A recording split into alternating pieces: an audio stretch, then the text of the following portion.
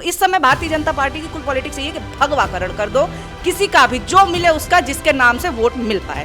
कांग्रेस ने प्रधानमंत्री नरेंद्र मोदी को यह सिखा दिया है कि सिर्फ धर्म की राजनीति से काम चलने वाला नहीं है। आपको दलित पिछड़ों की भी बात करनी पड़ेगी, उनको हक देने पड़ेंगे, लेकिन ये हक दिखावे के हक है। जब वो मैं कहूंगा कि ये मोदी सरकार की घबराहट का नतीजा है, क्योंकि सामाजिक न्याय का प्रश्न आने वाले चुनाव में एक बड़ा प्रश्न बनने जा रहा है। जिस तरह से राहुल गांधी ने जाति जनगणना और उससे भी बढ़कर जितनी आबादी उतना हक का नारा दिया है। ई आरक्षण कहां से आई, कर्पूरी की माई बियाई। जनसंघ की विचारधारा और अभिजात्य समझे जाने वाला वर्ग कर्पूरी ठाकुर को इन गालियों से नवाजता था। उन्हीं कर्पूरी ठाकुर को केंद्र सरकार ने ऐलान किया है भारत रत्न देने का। कर्पूरी एक समाजवादी नेता थे। कहा जाता है अपना घर तक नहीं बनाया, एक बार 50,000 ईंटें इनके पास भिजवाई गई कि घर बना लीजिए।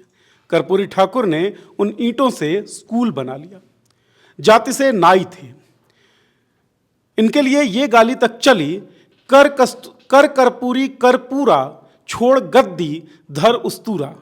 इन गालियों से गुजरते हुए, संघर्ष करते हुए कर्पूरी समाजवादी जो विचारधारा है उसके भी पुरोधा बने और सामाजिक न्याय की आवाज को बुलंद भी किया।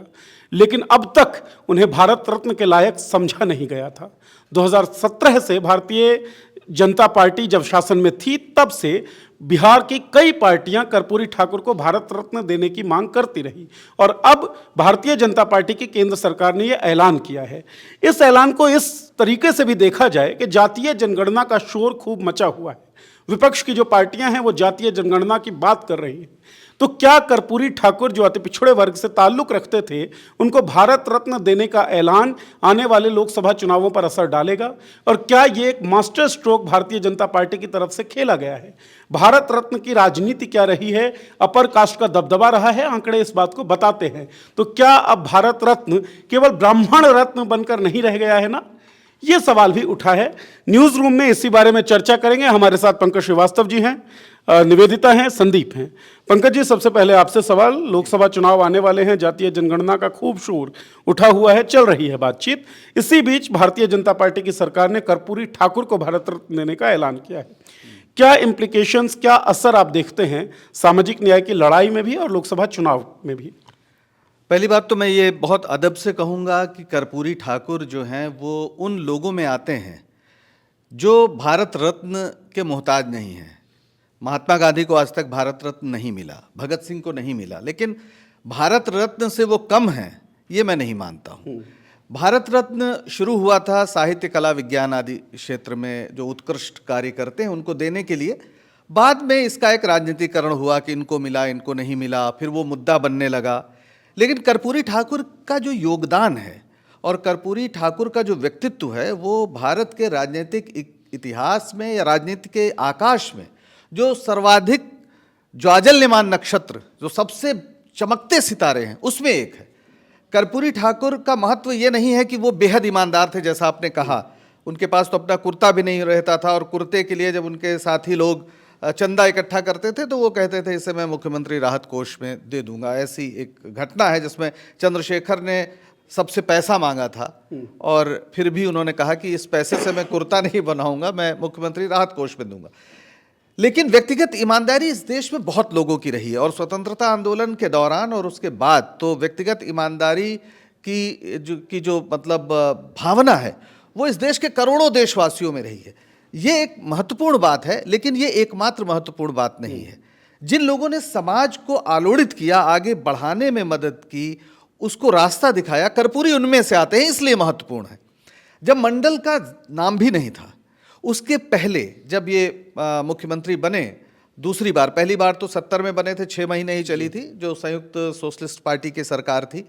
लेकिन दोबारा जब बने जनता पार्टी की सरकार के समय 77 में जब बने जी, तो वो उस समय, और ये बड़ा दिलचस्प है कि जो लोग आज उनको भारत रत्न दे रहे हैं उन्हीं के राजनीतिक सहोदर जो उस समय जनसंघ के लोग और संघ से जुड़े लोग थे, उन्होंने ही इनकी सरकार को गिराया था, उस सरकार से समर्थन वापस लिया। इन्होंने पहली बार मंडल के पहले पिछड़ों के आरक्षण की एक बात की, न सिर्फ पिछड़ों की बल्कि जो अगड़े जिन्हें कहा जाता है, जो सवर्ण समाज के लोग थे, उनके लिए भी इन्होंने 26% आरक्षण दिया। उस 26% में 12% इन्होंने दिया जो ओबीसी हैं, पिछड़ा वर्ग, और उसके बाद 8% जो अति पिछड़े हैं, यानी पिछड़ों में भी जो आर्थिक रूप से बहुत कमज़ोर हैं उनको दिया। 3% महिलाओं को दिया, तो एक तरह से कह सकते हैं कि महिलाओं को आरक्षण देने की भी शुरुआत कर्पूरी ने की।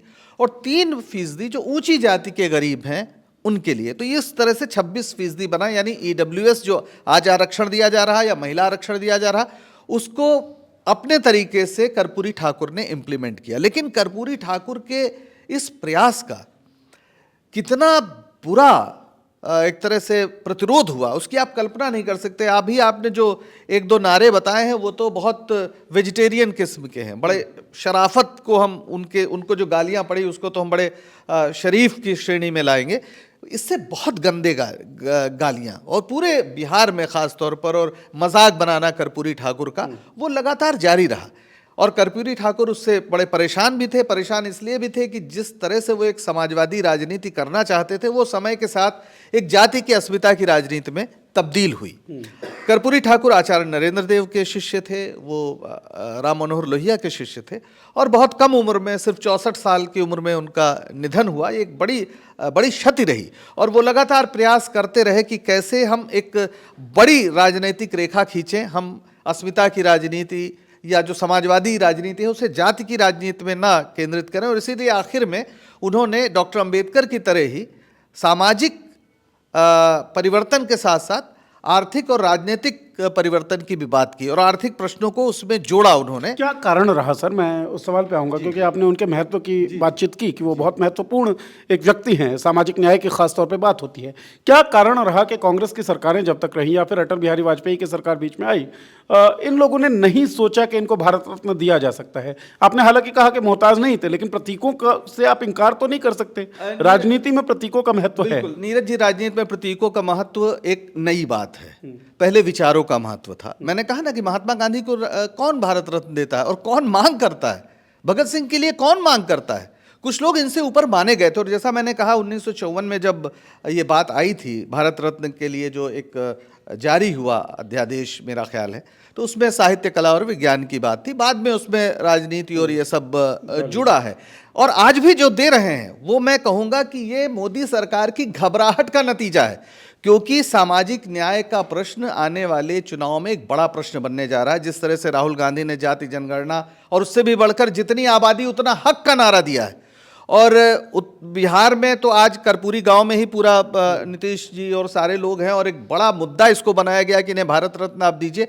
तो ये बीजेपी एक तरह से बैकफुट पर है, और उसमें उसने एक रास्ता ये खोजा है। मैं आपके पास आता हूं। आपने कहा कि बीजेपी बैकफुट पे, लेकिन इस बात से इनकार नहीं किया जा सकता कि भारतीय जनता पार्टी की सरकार ने ही ऐलान किया है। ऑब्वियसली जो बैकड्रॉप है वो जातीय जनगणना की मांग, और उसका असर भी हो सकता है और होगा ही राजनीतिक रूप से।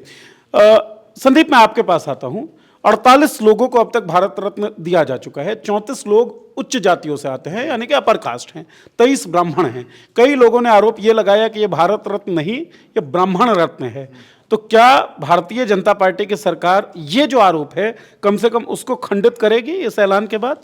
देखिए, डॉक्टर बाबा साहब अम्बेडकर ने कहा था कि 21वीं सदी हमारी होगी। हमारी का मतलब दलित, पिछड़े, आदिवासी, जो दबे कुचले लोग हैं जिन पर सदियों से शोषण हुआ है, उनकी होगी। और जो आपने कहा कि भारत रत्न जो एक वर्ग को, एक समाज को ज़्यादा दिया गया, देखिए कांग्रेस आज उसी चीज़ का फल भुगत रही है। कांग्रेस की जितनी नकारता रही है कि भारत रत्न सिर्फ एक समाज के प्रति ज़्यादा देना, और तमाम जो ऐसे प्रधानमंत्री बने उनकी सोच जो मनुवादी रही, उसका फल आज कांग्रेस भुगत रही है। कांग्रेस ने इतनी ओछी राजनीति की है, इतनी गंदी राजनीति की है भारत रत्न के मामले में कि उसकी नकारता का आज वो फल भुगत रही है। किस तरीके से आप देखिए, जब एक वर्ग का कब्जा कांग्रेस के अंदर भी एक लीडरशिप का कब्जा सिर्फ उन्हीं वर्गों के हाथ में रहा, तो जो लाभ मिले ना सिर्फ उन्हीं वर्गों को मिले, सिर्फ वो वर्ग जिसे सवर्ण समाज कहते हैं उन्हीं वर्गों को मिले। और आज जो राजनीति, जब राहुल गांधी सामाजिक न्याय की लड़ाई लड़ रहे हैं, मल्लिकार्जुन खड़गे सामाजिक न्याय की लड़ रहे हैं, यही राजनीति कांग्रेस की असली जो गांधीवादी विचार, जो अम्बेडकरवादी विचार, अब जो राजनीति चल रही है कांग्रेस की, इस राजनीति से कांग्रेस की वापसी हो सकती है। कांग्रेस की जो गलती रही, जो किसी के गंदी राजनीति रही, उसका फल कांग्रेस भुगत रही है। मैं आता हूं और निवेदिता आपसे बातचीत करेंगे, लेकिन उससे पहले मैं पंकज जी से एक बार दोबारा सवाल ले लूं कि सर, मैं प्रतीकों की बात कर रहा था। संदीप की बातचीत से भी ये जाहिर है कि भाई आप बातचीत कर दें सामाजिक न्याय की, आपने मन में आप सोचें कि मोहताज नहीं हैं ये विभूतियां भारत रत्न की, लेकिन एक मैसेज तो जाता है। तो क्या समाज में ये मैसेज गया कि ये लोग बातचीत तो करते हैं, लेकिन जब अवार्ड करने की बातचीत आती है, पुरस्कृत करने की बातचीत आती है, तब ये लोग पीछे हट जाते हैं? नीरज जी, पहली बात तो मैं ये कहूँगा कि अगर हमारे देश की जितनी विभूतियाँ रही हैं उनको आज़ादी के तुरंत बाद ही भारत रत्न दे दिया जाता तो इसमें कोई दिक्कत नहीं थी। भारत रत्न आप दे दीजिए। सवाल यह है कि असली काम क्या हुआ। पहली बात तो हमें यह स्वीकार करना पड़ेगा कि हमारा समाज एक सवर्ण प्रभुत्व वाला समाज है। ये एक हकीकत है, इससे जो इनकार करता है वो झूठ बोलता है। और इसको लेकर बड़ी क्षुद्र राजनीति भी हुई है, ये भी सच है। लेकिन ये भी सच है कि हम इस पूरे मसले को ब्लैक एंड वाइट तरीके से नहीं देख सकते। जैसे कि ये बिल्कुल ठीक है कि डॉक्टर अंबेडकर को नहीं दिया भारत रत्न पंडित नेहरू की सरकार ने, ये बिल्कुल सही बात है। लेकिन वो वही सरकार थी जिसने इस देश में आज़ादी के साथ ही जो दलित हैं, जो आदिवासी हैं, उनके लिए आरक्षण की घोषणा की। और इस आरक्षण की घोषणा से इस देश में करोड़ों की तादाद में एक मध्य वर्ग पैदा हुआ, इन वर्गों से आने वाला, जो दुनिया में इतना बड़ा परिवर्तन अहिंसक तरीके से कहीं हुआ ही नहीं है। तो ये हो सकता था कि आप बाबा साहब अंबेडकर को भारत रत्न दे देते और आरक्षण न देते। असली चीज क्या है? क्या ये समाज भारतीय संविधान के निर्माण के जो पहले था वही रह गया? पहले तो हमारे यहाँ बराबरी का कोई कॉन्सेप्ट ही नहीं था, और अब ये कानून बना कि आप किसी दलित से अगर आप जाति सूचक शब्द बोलकर उसे संबोधित करते हैं नकारात्मक ढंग से, तो आप जेल जाएंगे। तो ये ज्यादा बड़ी बात थी कि नहीं थी? तो समाज के परिवर्तन में एक बड़ी भूमिका कानून के जरिए, हमारे नियम के जरिए और प्रशासन के जरिए, प्रशासन में भागीदारी के जरिए, आप कल्पना कर सकते हैं कि इस देश में कभी दलित जो है वो आईएएस हो सकता था, जिले का मालिक हो सकता था, लेकिन हुआ, और ये आज़ादी के बाद हुआ, ये पहले नहीं हुआ। मैं ये मानता हूं कि इस तरह की बहुत सी कमियां, अगर उन्हें हम कमियां कहें तो कमियां आप मान लीजिए, लेकिन क्या नीयत क्या है? वो बड़ा काम जो है वो समाज के परिवर्तन का, जमींदारी उन्मूलन के बाद ही जो आज पिछड़ी जातियां जो ताकतवर हैं उनके हाथ में जमीनें आई, नहीं जमीनें किसके पास थी? तो जमींदारी उन्मूलन ने जितना बड़ा काम किया, क्या वो किसी एक सम्मान से, किसी एक व्यक्ति के सम्मान से संभव था? चलिए, आपने अपने नियत की बात की, और निवेदिता, नियत की बात पे मैं आपके साथ चर्चा करना चाहूँगा। सवाल आपसे ये है कि प्रतीकों का से आप इनकार नहीं कर सकते, राजनीति में प्रतीकों का महत्व होता है। नियत की बात डॉक्टर पंकज श्रीवास्तव कर रहे हैं, तो क्या आपको लगता है कि नियत जीतेगी या प्रतीक जो है वो हावी रहेंगे 2024 के लोकसभा पे? आप ये देखिए कि अभी कांग्रेस की भी बात हो रही है कि कांग्रेस ने क्यों नहीं दिया, और ये भाजपा के नेता भी अभी यही बयान दे रहे हैं कि ये लोग क्यों नहीं दे पाए थे। केवल कांग्रेस का ही नहीं है, नीतीश कुमार भी कांग्रेस के साथ रहे थे जब सत्ता में, उन्होंने भी बहुत प्रेशराइज नहीं किया था। लालू यादव जब कांग्रेस के साथ रहे थे सत्ता में, उन्होंने भी प्रेशराइज नहीं किया था। कहा जाता है कि उनके वैचारिक चले हैं, ये नहीं कर पाए थे ये लोग। क्योंकि आप ये देखिए, भारतीय जनता पार्टी को ये पता है कि धार्मिक हो चाहे ना हो, धार्मिक दिखना जरूरी होता है। आप कैसी इमेज अपनी पोर्ट्रे कर रहे हैं। जैसे कि अभी आप देखिए, जो कर्पूरी ठाकुर की जो विचारधारा है पिछड़ों के लिए, दलितों के लिए, उस समय उसका वहन कौन कर रहा है? राहुल गांधी जब खड़े होकर के बोलते हैं कि मैं जो 5 स्तंभ है उसमें औरतें हैं, दलित हैं, पिछड़े हैं, श्रमिक हैं, तो कर्पूरी ठाकुर की वो विचारधारा थी या फिर भारतीय जनता पार्टी जो पिछले कई दिनों से कर रही है वो है? लेकिन इन्हें पता है कि कमंडल वर्सेस मंडल करके अभी हम नहीं जीत पाएंगे। भले ही इन्होंने कितना भी जातिगत जनगणना का विरोध किया हो, लेकिन इन्हें भी जातिगत जनगणना से पता चल गया कि ईबीसी प्लस ओबीसी जो बिहार में 63% हैं, उनको छोड़ करके और केवल जय श्री राम के नारे लगाने से सब लोग साथ में नहीं आने वाले हैं। और यही कारण है कि भारतीय जनता पार्टी को इस समय बहुत वो डेस्परेट है, जो कह रहे हैं कि दिया है भारत रत्न, दिया है कि देना पड़ा है तुम्हें, यह भी सवाल है। क्योंकि पिछड़ों की राजनीति इस समय जितनी तेजी के साथ और जितनी फोर्स के साथ राहुल गांधी कर रहे हैं, उतना तो मैं ये भी कहूंगी कि राजद और जदयू भी नहीं कर रहे हैं। पूरे देश में घूमना और इस तरह से बताना कि क्या हो रहा है क्या नहीं हो रहा है। खुद राहुल गांधी ने कहा कि आपने जो 2011 में आर्थिक जातिगत जो सेंसस था उसके आप रिजल्ट्स नहीं आप लाते हैं, और ना ही आप क्यों नहीं पूरे देश में जातिगत जनगणना करवा सकते हैं, उस पर चुप्पी है। लेकिन हाँ, जब जनता को इमोशनल करना हो तो कह दो मैं मोदी हूं, मैं ओबीसी हूं, इसीलिए मुझे गालियां पड़ती हैं। क्योंकि देखिए, हमारे देश में ना ड्रामा बहुत पसंद किया जाता है, बहुत ज्यादा, कि हो क्या रहा है, एकदम बिजी रखो लोगों को। आप देखिए, कहा गया कि नहीं नहीं राम मंदिर बन जाएगा फिर शांति। शांति है क्या? ये इमेज बनाते हैं कि एक तरफ धार्मिक का भी इमेज बन गया कि हाँ सही बात है, सवर्णों का इमेज बन गया है। आप ये देखिए कर्पूरी ठाकुर जिन सामंतवादियों से लड़ते रहे, उनकी सोच किनसे मिलती है आज की राजनीति में। और किसी भी चीज को हमें समय और काल के अनुसार देखना चाहिए। कर्पूरी ठाकुर जिस समय सत्ता के विरोध में थे, उस समय सत्ता में था कौन? कांग्रेस थी, तो लड़ाई तो कांग्रेस के ही खिलाफ होगी। अब इसका मैं मॉडर्न अगर एग्जांपल दूं, जैसे कि अरविंद केजरीवाल को जब लड़ाई करनी थी, उनका उदय हुआ था, वो किसके खिलाफ थे? कांग्रेस के थे, लेकिन आज वो कांग्रेस के साथ है। इसका मतलब मतभेद होने का मतलब ये नहीं होता है कि आप विरोध में हैं। कर्पूरी ठाकुर की विरासत को आज कांग्रेस आगे लेकर के बढ़ रही है, और यही कारण है कि भारतीय जनता पार्टी डरी हुई है, क्योंकि उन्हें भी पता है कि केवल एक लहर से कुछ नहीं होने वाला है। और ये राहुल गांधी ने भी बोल दिया कि राम लहर से नहीं होने वाला है कुछ भी। हाँ, चलिए, आप कांग्रेस की खामियों पे बातचीत कर रहे थे, लेकिन जो कर्पूरी ठाकुर की समाजवादी विचारधारा थी या सामाजिक न्याय की जो बातें थी, उन्हें लेकर आगे बढ़ती हुई पार्टी दिख रही है फिलहाल कांग्रेस या विपक्ष की पार्टियां। भारतीय जनता पार्टी अलाइन नहीं करती, लेकिन प्रतीकात्मक खेल की अगर हम बात करें तो उसमें एक उन्होंने चाल जरूर चली है कि भाई ये देखिए, हम अति पिछड़े वर्ग से आने वाले व्यक्ति को भारत रत्न देंगे, कांग्रेस ने नहीं दिया। प्रतीक का क्या असर पड़ेगा लोकसभा चुनाव? देखिए, प्रतीक का असर तो पड़ता है। जो व्यक्ति जो समाज जिस महापुरुष से जुड़ा होता है, जब उस व्यक्ति को कोई बड़ा अवार्ड या बड़ा पुरस्कार दिया जाता है, तो उस समाज का जो सीना है, जो 56 इंची मतलब चौड़ा हो जाता है कि हाँ भाई, मेरे समाज के व्यक्ति को या मेरे जो महापुरुष हैं जिसे मानते हैं उनको भारत रत्न दिया जा रहा है, और ये समाज बड़ा प्रफुल्लित होता है। और जिस तरीके से कि जो आज लेकिन उनकी विचारधारा जो है संदीप, उसको जो आगे बढ़ा रहा है। मैं उसी पर आ रहा था। देखिए, जो कांग्रेस ने तमाम गलतियां वहां तक की, उसके बाद जो अब राजनीति सामाजिक न्याय पर आकर टिक गई है। राहुल, देखिए, आज जो प्रधानमंत्री नरेंद्र मोदी दलित पिछड़ों की राजनीति पर आए हैं, ये सिर्फ और सिर्फ मुझे राहुल गांधी का डर दिखाई देता है। किस लिए डर?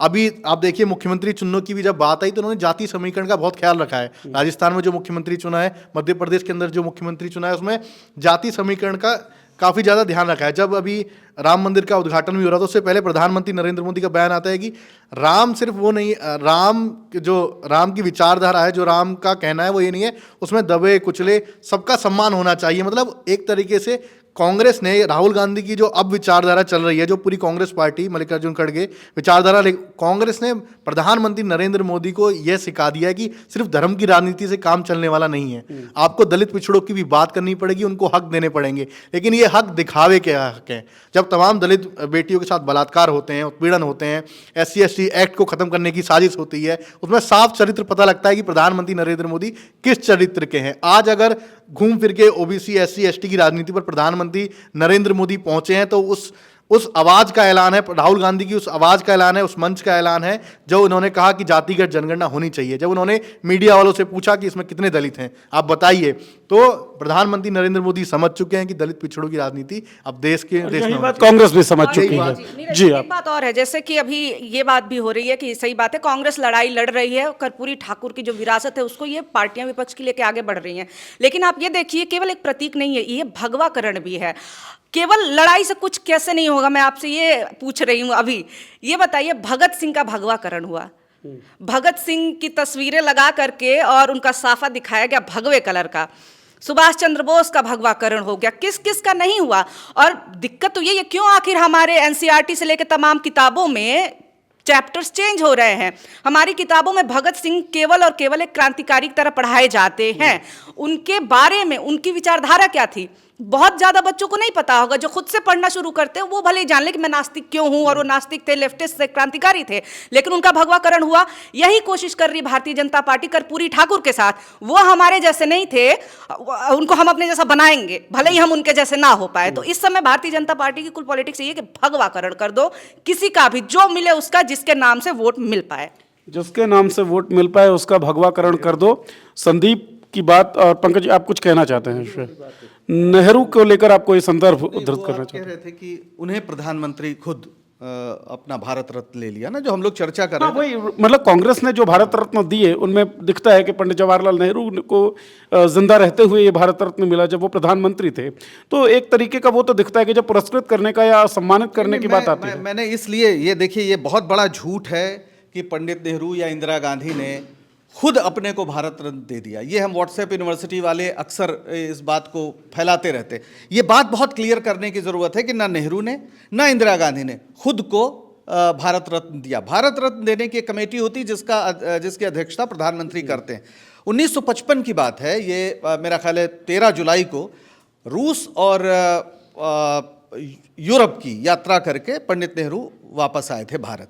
ये वो समय था जब भारत नया नया आज़ाद हुआ था और ये दबाव था कि आप एक गुट में शामिल होइए, लेकिन पंडित नेहरू ने गुट निरपेक्ष आंदोलन की नींव रखी और कहा हम किसी गुट में शामिल नहीं होंगे और सबसे सहयोग लेंगे।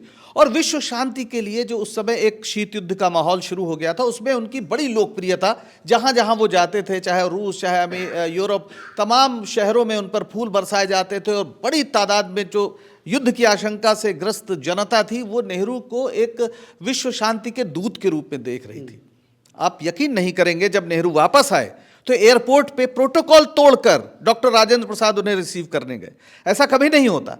राजेंद्र प्रसाद वहां गए और हतप्रभ थे लोग कि ये क्या हो रहा है। राजेंद्र प्रसाद ने कहा, उसी दिन शाम को जब भोज हुआ तो उसमें उन्होंने इस बात की घोषणा की, कहा कि मैं अपनी ओर से भारत के राष्ट्रपति के रूप में अनुशंसा करता हूं पंडित नेहरू को भारत रत्न दिए जाने की। हालांकि ये अवैधानिक है, क्योंकि इस तरह की कोई सिफारिश मुझे प्राप्त नहीं हुई, क्योंकि वो तो प्रधानमंत्री कार्यालय से जाता है, उसकी कोई सिफारिश नहीं थी। लेकिन राष्ट्रपति ने कहा कि आज जो नेहरू पूरी दुनिया में जिस तरह से एक शांति की उम्मीद बनकर खड़े हुए हैं, इसलिए मैं ये मानते हुए कि अवैधानिक है, मैं भारत रत्न दे रहा हूं और देश से अपील करता हूं कि इसको वो स्वीकार करें। ये जो आरोप लगता है कि पंडित नेहरू ने खुद अपने को भारत रत्न दिया, ये सरासर झूठ है। ऐसे ही हुआ इंदिरा गांधी के समय। 1971 का वॉर इतिहास नहीं, भूगोल बदल दिया इंदिरा गांधी ने और बांग्लादेश बना। और वो सिर्फ एक युद्ध का जीतना नहीं था, वो आइडिया ऑफ इंडिया की जो बुनियाद थी, टू नेशन थ्योरी को अस्वीकार करने की, जिसके आधार पर पाकिस्तान बना और भारत ने उस रास्ते पे जाने से इनकार कर दिया। कहा हम टू नेशन नहीं मानते, हिंदू और मुसलमान दो राष्ट्र हैं, ये नहीं मानते हैं। तो 1971 में बांग्लादेश का निर्माण दरअसल जिन्ना के उस पूरी वैचारिकी पर एक तुषारापात था। एक तरह से वो खत्म हो गया कि आप कह रहे थे कि हिंदू और मुसलमान दो नेशन है, यहाँ तो मुसलमान ही जो है बट रहा है, एक नेशन में नहीं रहा। तो फिर उसी को आधार बनाकर डॉक्टर राजेंद्र प्रसाद के उस फैसले का आधार बनाकर वीवी गिरी ने बिना अनुशंसा के इंदिरा गांधी को भारत रत्न दिया। ये बात सरासर झूठ है कि पंडित नेहरू और इंदिरा गांधी ने भारत रत्न खुद को दिया था। इस बात को हमें समझना चाहिए। भारत रत्न सम्मान को लेकर तमाम तरह के झूठ फैलते हैं और संदीप का भी मन कुछ हुआ है कहने का। जी संदीप, देखिए, बात जमीन तक जानी चाहिए। ये कांग्रेस को ये बात समझनी चाहिए कि बात जमीन तक। देखिए, इंदिरा गांधी ने जो जमींदारों वाली बात हुई, इंदिरा गांधी ने जमींदारों से पट्टे छीनकर दलितों को दिए। ये दलितों में आज भी जब आप दलित बस्तियों में जाएंगे, उनमें कहेंगे ये पट्टे किसने दिए, ये इंदिरा गांधी ने दिए। राजीव गांधी की सरकार में SC/ST एक्ट आया, वो मैसेज जमीन तक पहुंचा नहीं। क्यों? क्योंकि जो राजीव गांधी से नीचे की पॉलिटिक्स रही, इंदिरा गांधी से नीचे की पॉलिटिक्स रही, वो क्या रही, वो जमीन में वो मैसेज फैलाई। जो स्वर्ण समाज की एक पॉलिटिक्स थी, वो मैसेज नीचे जमीन तक ले ही नहीं गई कि ये तो दलितों का इसमें वो है। अपना एक ठकुराई आ गई, हाँ भाई ये दलितों का मैसेज क्यों पहुंचे। आज भी वही है। जब राहुल गांधी जाति जनगणना की बात कर रहे हैं तो नीचे की लीडरशिप क्या कर रही है? ना आपको उनके ट्वीट दिखाई देंगे, ना जाति जनगणना को लेकर उनके सवाल दूसरे दिखाई देंगे। कांग्रेस मुखर दिखती है, पूरी कांग्रेस मुकर देती है। उसमें भी वही लोग जो सामाजिक न्याय की लड़ाई में थोड़े वैचारिक रूप से जुड़े हुए हैं। नहीं तो आपको देखेंगे राहुल गांधी के रीट्वीट तक लोग करते हुए नहीं मिलते कांग्रेस के अंदर। चलिए, DK शिव कुमार का एक बयान भी आया था जातीय जनगणना को लेकर और उसके बाद मल्लिकार्जुन खड़गे ने उनको काउंटर भी किया था। बहरहाल हमारी चर्चा हुई है भारत रत्न को लेकर और कर्पूरी ठाकुर को जो भारत रत्न दिए जाने का ऐलान हुआ है उसके क्या चुनावी इंप्लीकेशंस हो सकते हैं और क्यों ये ऐलान किया गया है, इसकी तहों को खोजने की हमने कोशिश की। कई तरह के झूठ भारत रत्न को लेकर फैलाए जाते हैं। डॉक्टर पंकज श्रीवास्तव का कहना है कि कुछ विभूतियां भारत रत्न की मोहताज नहीं होती। कर्पूरी ठाकुर उसी तरह की एक विभूति है, लेकिन प्रतीकों की लड़ाई जो होती है, प्रतीकों का महत्व जो होता है राजनीति में, आप उससे इनकार नहीं कर सकते हैं। बात सोचने वाली यह है कि कर्पूरी ठाकुर जिन्हें भारत रत्न देने का ऐलान किया गया है, उनकी विचारधारा पर उन्होंने जो जिस तरीके से अपना जीवन जिया और समाजवादी विचारधारा को आगे लेकर गए, उस विचारधारा पर कौन सी पार्टी फिलहाल काम कर रही है और कौन सी पार्टी कर्पूरी ठाकुर को केवल एक प्रतीक के रूप में प्रयोग करना चाह रही है, इस पर भी हमने चर्चा की। उम्मीद है आपको यह चर्चा पसंद आई होगी। अगर पसंद आई है तो कमेंट कर अपनी राय लिखें और वीडियो पसंद आया हो तो शेयर करें, लाइक करें और हमारे चैनल से जुड़ें। आप तमाम लोगों का बहुत बहुत शुक्रिया।